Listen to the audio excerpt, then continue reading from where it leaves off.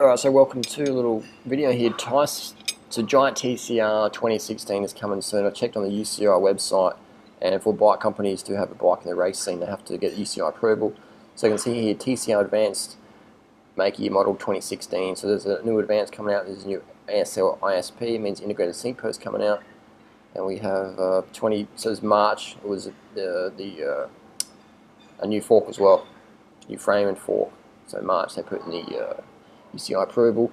Let's have a little look on Velo News. Some photos come out. Lawson Cranach's new Giant TCR 10 hours ago.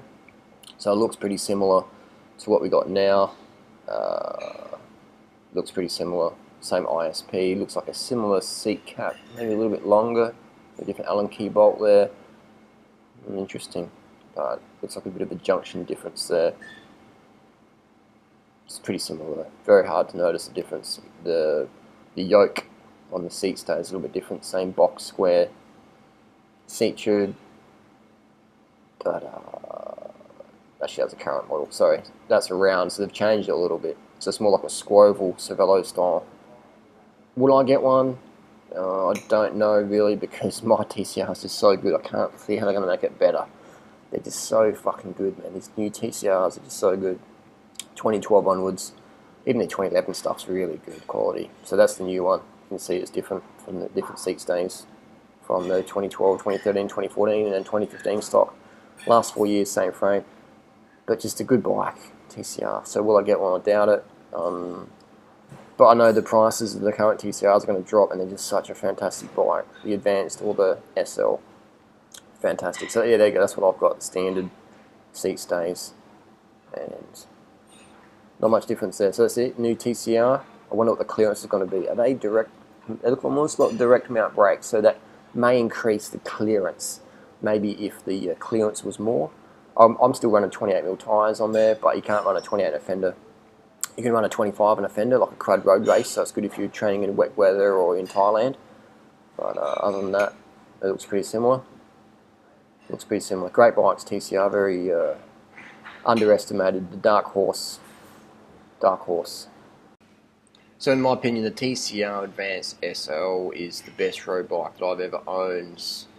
It is just the handling, the stiffness, the weight, the ride comfort. It's just the best I've ever ridden. It's better than any S-Works or Cervelo or Colnago or Pinarello I've ever ridden.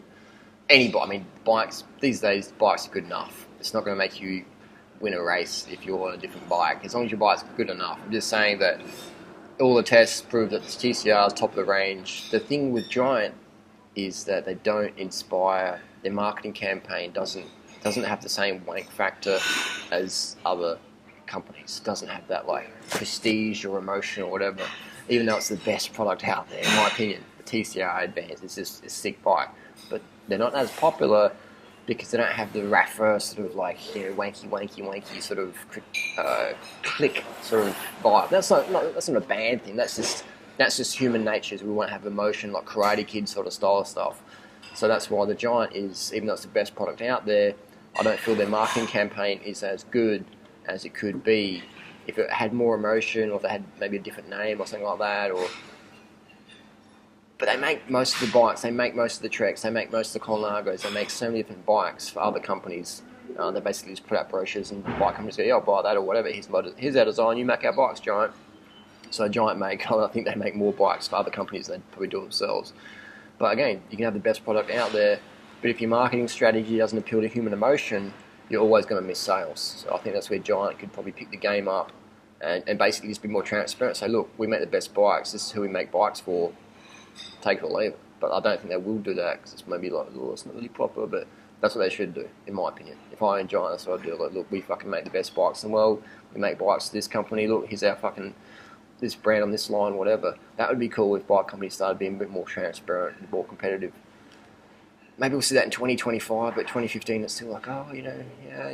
But anyway, so I rate the Giant product. Never used to, but until I got to ride them, now I own a few bikes from Giant. Definitely rate them. And I'm not sponsored by Giant. Some people are doing riders. I'm not sponsored by Giant. I pay exactly the same price that you can pay for any Giant product off the street. I don't get a discount. I pay retail.